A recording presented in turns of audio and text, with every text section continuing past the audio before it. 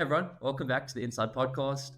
I'm your host, Seth, the CMO at Syte, and I'm joined by my co-host, Mike, the CEO at Syte. Today, we're diving into a topic that's crucial for anyone looking to grow their brand online.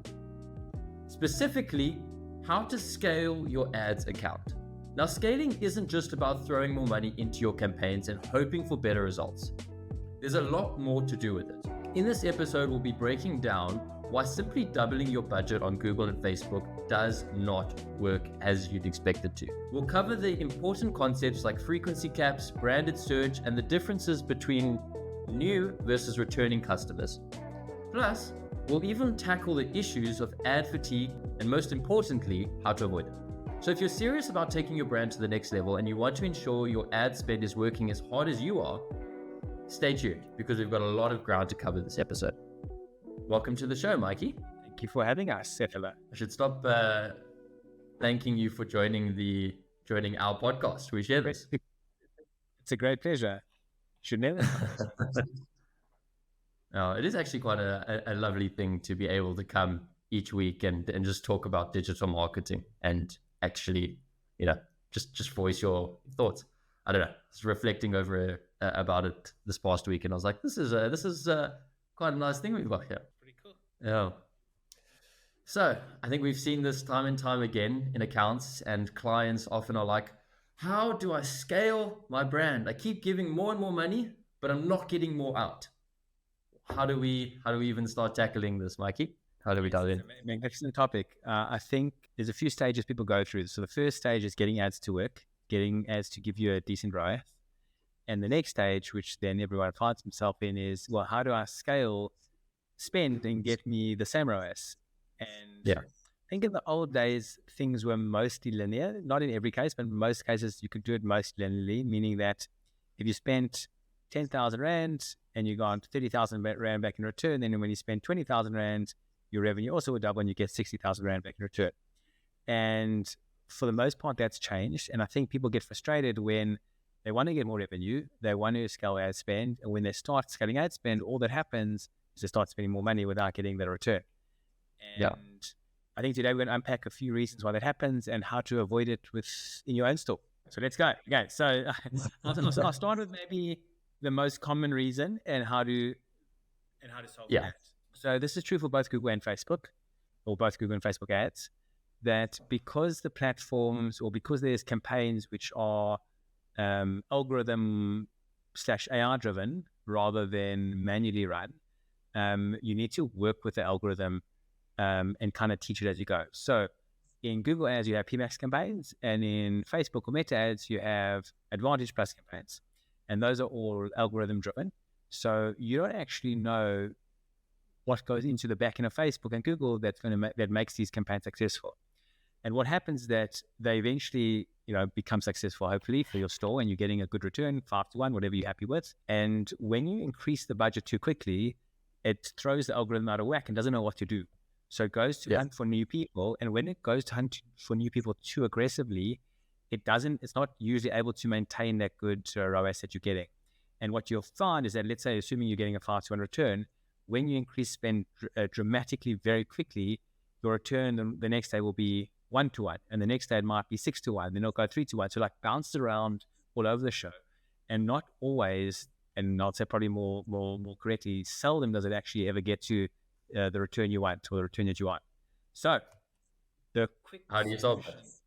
Yeah, there we go. So the quick solution to solving that is you have to scale slowly these algorithm campaigns, and slowly, there's obviously different views in it, but slowly typically means 10% every 10 days. I know sometimes you want to go faster, but you should go faster because it breaks it. And so 10% every 10 days is usually a successful scaling approach. Yeah, I like that. And then obviously, at what point have you peaked? Because obviously, Facebook, you're targeting a set audience, and sure, you can go and you can expand it to the world if you really wanted to, which isn't always a great idea. And on Google, there's only so many people searching for these items. At what point do you know that you've reached that peak, that you can't actually scale anymore, and now you're just paying these platforms just to pay these platforms, and you're not paying for results? That's also, that's really important. So where you have to go into the detail. So I'll go through both. So on Google, what often happens, people can get a great return and they're thinking they're smashing it. And all that's happening if you dig deeper is that great return is coming from branded search. Now, branded search, and it's true for anything, but branded search is a good example of this. Branded search has a cap, meaning that there are only so many people looking for your brand. And even if you triple, quadruple, 10 times your spend, it's not going to do anything because you've reached your limit of, exactly as you say, people are searching for your brand. It doesn't have to only apply to branded search. It can be applied to any specific thing you're going after. If you capped at your impression share, so if you're getting 100% impression share, there's nothing further you can do on that. You have to go to other campaigns that are not getting that. And that's when you see a return typically dip, because those campaigns aren't returning the same.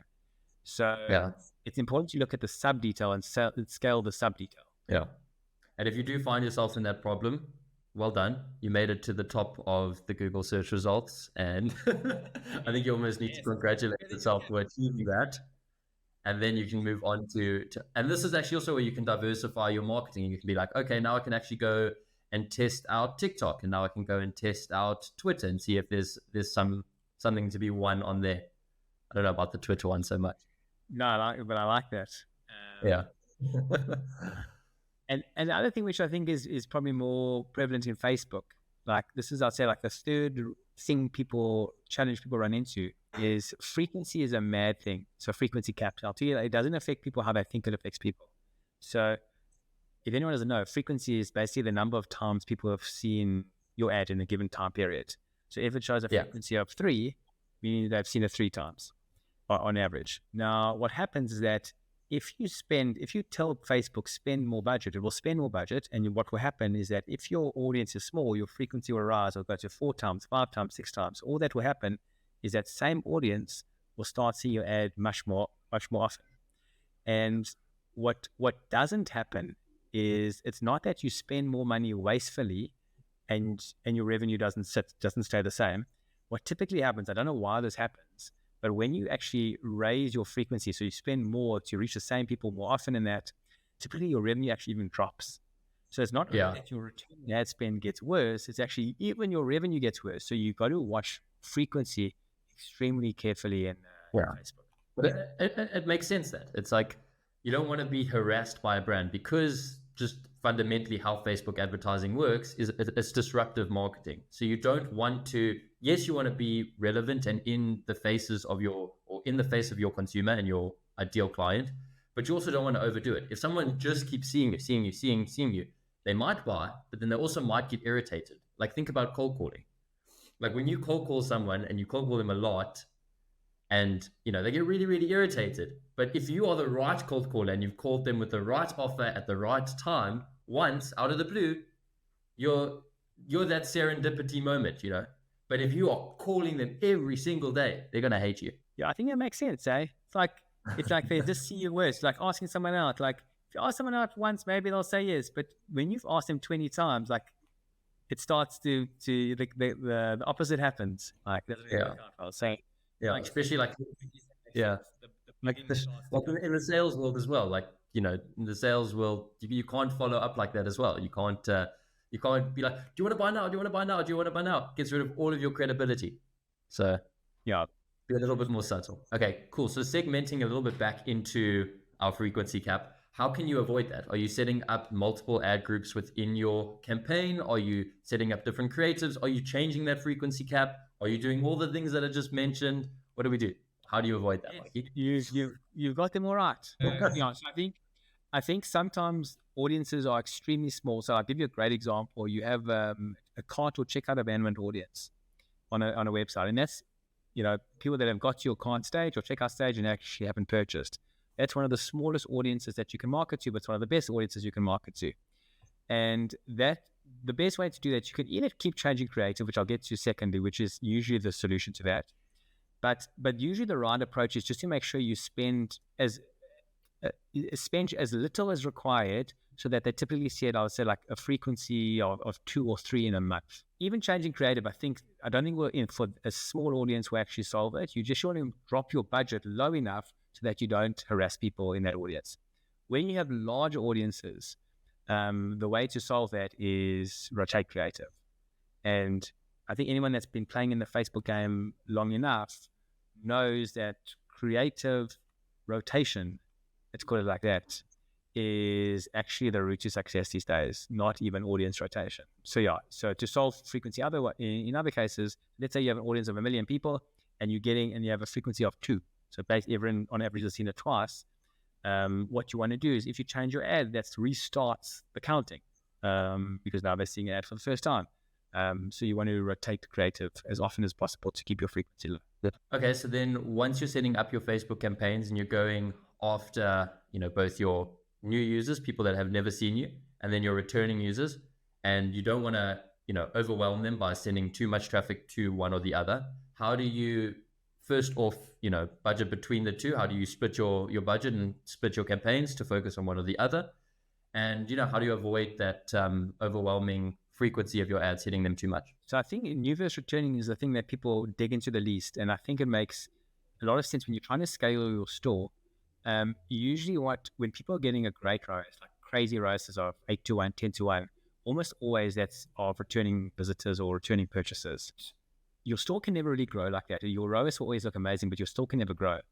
So the way to do it, I think, is to measure your return on ad spend for new users versus return on ad spend for returning users, and try and see if you can actually scale your spend on the new user ad spend, because those are the guys that are going to eventually become returning users. It will come at the expense of your ROAS. So your ROAS will go down in doing this, but it will come with the benefit of you'll be growing your revenue, and that's obviously the long-term goal of the store. Yeah. And then once you've acquired this new user, and this is why, when we actually split it out, we had another episode of, where should you spend your budget? Should you be spending it on your new users or existing users? I think that was like one of our early ones, Mikey. What you should do then is when you've got your existing client, because you've got their email address, you've got their name, you've got your number, they become part of your remarketing campaigns. So then you can actually go and then target them on email because now you've got this information. And emails, I know you're going to be paying someone to do it for you. So it's either you're doing it, so it's expensive from time, or someone's doing it for you. And the only cost there, besides time and that expense, is the cost of the platform, which is not really that expensive either. And you'll get great returns on that. And you don't have to pay for it further than that. That's the end of that. So it's a great way of splitting those two up so you're not overspending on Facebook and ad spend. No, absolutely. Yeah, I think we can and we should, and we will definitely do another whole episode of email. Imagine. Yeah. And it's going to be the next one. Let's check out it. And that's a wrap on today's episode. And that's a wrap on today's episode of the InSyte Podcast. I hope you found that episode as insightful as we intended it to be. And I'll catch you next week because we're here every single Thursday.